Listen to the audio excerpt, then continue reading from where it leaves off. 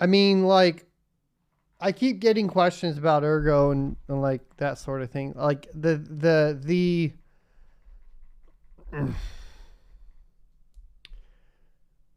thing I think people keep missing with Ergo in general is that it is the only ground up proof of work competitor to Ethereum.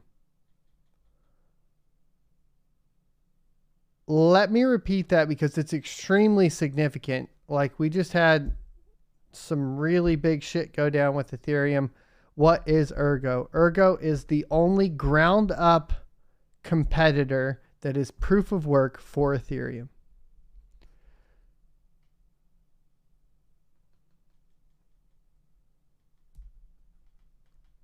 I don't know that there's a better argument. Once again, Ergo is the only ground up proof of work competitor to Ethereum. There's nothing else. There's nothing else. And then did you guys see the video that the traders did on it today? Or 2 days ago, actually, excuse me. I'll show you this because you guys will probably get a kick out of this. Because this is where shit starts to get interesting, right?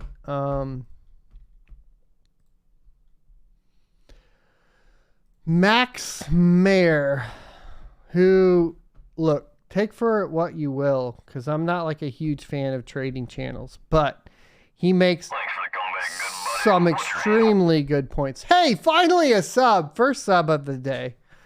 Tishner, thanks for the sub. Welcome to the Suns on Twitch. Trying to hit that 200 sub, but we'll get it. Look at this. All right, look at this. Okay. Oh, let me get my earphones working. Cryptos to invest in. Pretty exciting, right?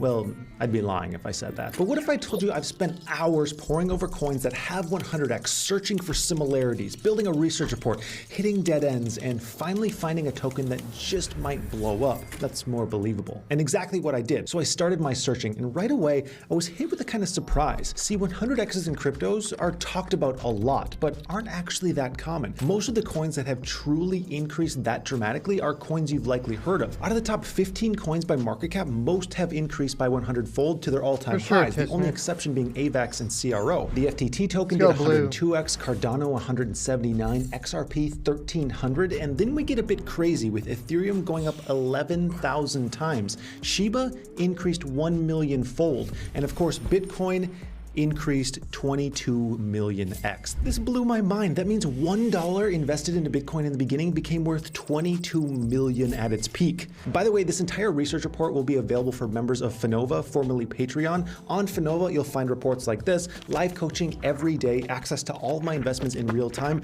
and daily trade signals. Check out some of the tech. Custom-built locals.com. Make sure to grab your spot, linked in the description below. Now, the tokens that I mentioned are well known, but that wasn't always the case. These guys used to just be your average nerd. Now they're all nerds with $1 billion thanks to their projects. What made them do so darn well? What can an investor look out for because nerds with... Important in this picture over here, Mr. Charles.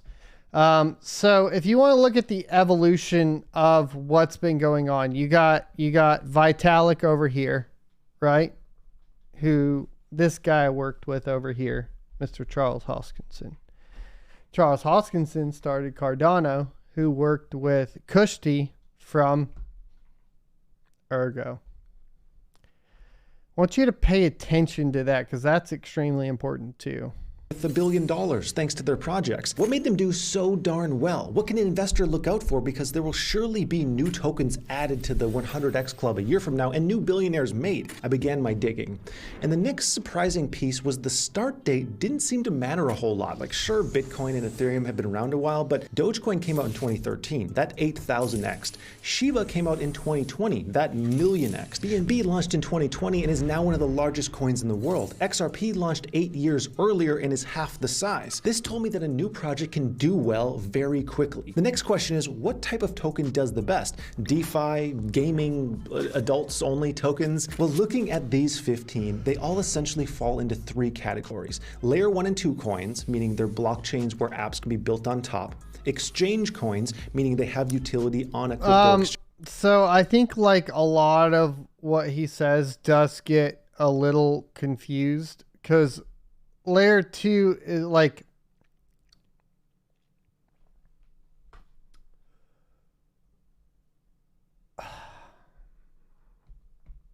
you're not really building assets on top. Side chains, technically, yeah. Anyways, exchange, and of course, you can't forget meme coins. Now, meme coins aside, these all have extremely high utility. They all serve a purpose and solve problems, and you'll see this come up time and time again. And this is when I ran into the next big twist: insider ownership. I was curious to see if these highly successful projects have equally large whales, and they do. The whale concentration of the 15 projects is quite high, from around 30% for Solana to as high as the mid 90% range for AVAX, CRO, and FTT. The only exceptions here are Cardano and Bitcoin. The big question is, why is this? And what impact does that have on the coin's price? First, it's important to note that exchange wallets are considered whale wallets as well, and this skews numbers a little bit higher. But another big piece comes down to VC funding. We can see with the exception of Bitcoin and a few others, every other project on this list has this type of funding. What this means is large investors bought a big chunk of the total supply of the coin before it went public to your average investor. That chunk then turned into multi-billion-dollar holdings. Now, I was sitting here thinking of the secondary effects of this. Crypto investors generally aren't fans of VCs in projects. However, we have to recognize VC funding can actually push prices up in a few major ways. So I was thinking about this with VC funding and so on, and I kind of get it. I get what he's talking about, but we also have to pay attention to the fact that crypto at the end of the day will not be traditional. So right now, when you see like an initial, so I get it, like from an investing standpoint, if you are trying to make money purely off the investment, I get it. But if you want to be a part of what I refer to as the, financial digital revolution, no, you don't. Like, this is not something that's going to do that, right? So like anything that's VC funded, I would ignore completely, just personally. And that also comes from a principled standpoint within it, right? Ways. The first is credibility. Big investors attached to things means other investors will pile on, not just retail investors, but other VCs will see like, oh, hey, they've been successful in the past, let me invest as well. But also, the thing about these investors is they don't trade as much. They're more likely to hold on long term. So for example, if 50% of the token supply is being held long term by large investors, then there's simply less of that will be traded in the open market, which can push prices up higher if demand is consistent. And that 50% number isn't unheard of. Solana sold 50% of its supply to VCs for $370 million. AVAX 42% for $290 million. BNB. Yeah, so I mean, this is a great example though too, is like when we look at these coins and like what's going on, like percentage of like tokens sold to VCs and insiders, all of a sudden like ETH doesn't look that bad. But all of these tokens have extremely high potential to fail, or coins, right? Big point would be like Solana, like they're not doing that good. They're only doing good in price because of essentially that adoption. 50% for $2 billion. Others have lower funding amounts and percentages sold. The memes in Bitcoin didn't dabble in pre-sales at all. Now this has another interesting implication. It appears that the presence of VC funding increases the odds that a project does extremely well. However, it isn't all perfect, because the fact that there are VCs in the first place lowers the potential return for everyone else. Let me explain what I mean. If there's a token pre-sale, this means when the token is available to the general public, it will already have a market cap in the millions because people already bought these tokens, where a meme or Bitcoin's market cap essentially started at zero. This means multiples will always be lower for VC-backed projects. Put simply, it's easier to 100x something that has a $100 market cap than a $100 million market cap. But on the flip side, there's also higher risk as well. There are far more failed meme coins than coins backed by VCs. What I'm saying is a VC-backed project will essentially never million X like Shiba, but there are more precautions built in as well, if you want to call them precautions. So we know the most successful projects have extremely high utility and tend to have VC funding whether we like it or not. And before we talk about a coin I have an eye on, we need to go a bit deeper into how these projects actually use their utility, because utility is just one part. You could have the best technology in the world, but if no one uses it, it's essentially worthless. All 100x cryptos have something in common, an extremely active user base. And that isn't just people following and engaging with the project on Reddit, which is a good sign in itself. It's more than that. You want to look for a project that people are actually exchanging value on. Are they sending money for payments? Are they using DeFi services? Are they exchanging NFTs through the network? Whatever that might be, you want to see activity on the network, and this all builds up and dramatically increases the odds that a project will... Hey Z Hunter, thanks for the sub. That puts us at 192 subs out of the 200 goal on Twitch right now, so thank you, good sir. Actually be successful. As soon as people start using it, you see those prices increase. We need to think of crypto projects like regular businesses. If people use their services, it's worth something. PayPal would be worth very little if no one used it. Same goes for crypto. So what does the data say? Unsurprisingly, the projects that do the best have very active users. The active address ratio is the percent of users or addresses that use the chain in the last 24 hours. We can see all of these top chains are quite active, especially Solana and Litecoin. I found that among the top 15 crypto projects, the average daily active wallet addresses are 1.7%. If we're thinking of blockchain, we got a bunch of gifts that came in, so I want to say hello, and thank you, Hugo Down. We're at 197 out of 200. More sub gifts from Mr. Hugo Down. Always killing it on those, so thank you, good sir. Puts us very close to the goal already for today. That's huge, dude. But let's make sure we focus on what's happening here, because this is the trading perspective, and I want to make sure you guys understand, like, the trading perspective on Ergo coming to light is going to be significant, especially with somebody that has almost 900,000 subs. Chains like businesses, then the average daily active wallets are like repeat customers. And we can go one step further and look at the number of daily transactions per active address as well. But first, I need to let you know that if you're interested in any of the cryptos mentioned today or hundreds of others, you need to check out today's sponsor, FTX. They will allow you to buy the... Man, he's really good at those sponsors. Also, it's FTX. So here we go. For life. So grab that link down below and support the channel while you're at it. Now, we can see Binance, Cardano, and Polkadot are quite popular in terms of transactions. When looking for the next 100x, I would highly recommend checking out those ratios. Average daily active addresses and transactions per active address. The higher the better on both. It means that people are using the projects and they're actually coming back to use it again. That's very important. If you're looking to find this data, it can be a lot of work. You don't even want to know how long this entire report took to make, but data can be found through on-chain block explorers or data aggregator sites like Masari. Now, which other things do 100x projects tend to have in common? We have some more obvious things like developer activity. One way to look at this is GitHub commits, essentially changes to program files. Here's the data from the we've talked about this a lot before too. So there is something to be said with too many commits. So I do want you to look at this chart and realize that, like, Bitcoin, for how long it's been around, and holy moly, Jesus Christ, what are we doing over here? Detroit Irish with 5 gifted subs puts us over the 200 mark for today. 203 subs. We have hit our goal. Thank you, good sir, for the gifted subs. I appreciate it. 15 projects we've been discussing. Back to this though. So Bitcoin has 37,000 total commits, right? So when we look at GitHub commits and successful projects, I don't think that is necessarily the number one end all be all. I think that GitHub commits early on are significant.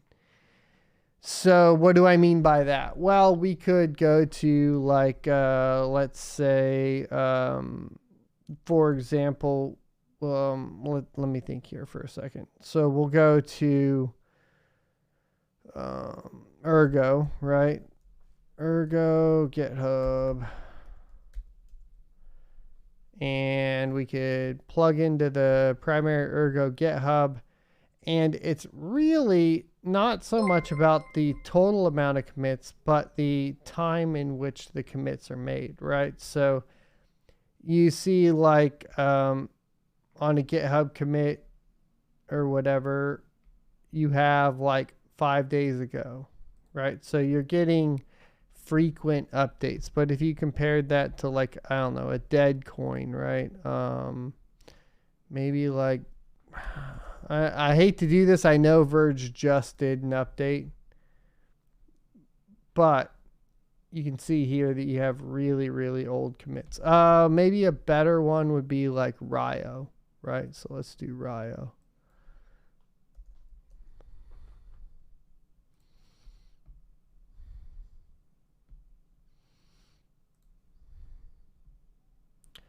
Everything's years ago. So you can like come into like GitHub and see like years ago. And that's going to give you an idea if it's something that's currently being produced or not, right?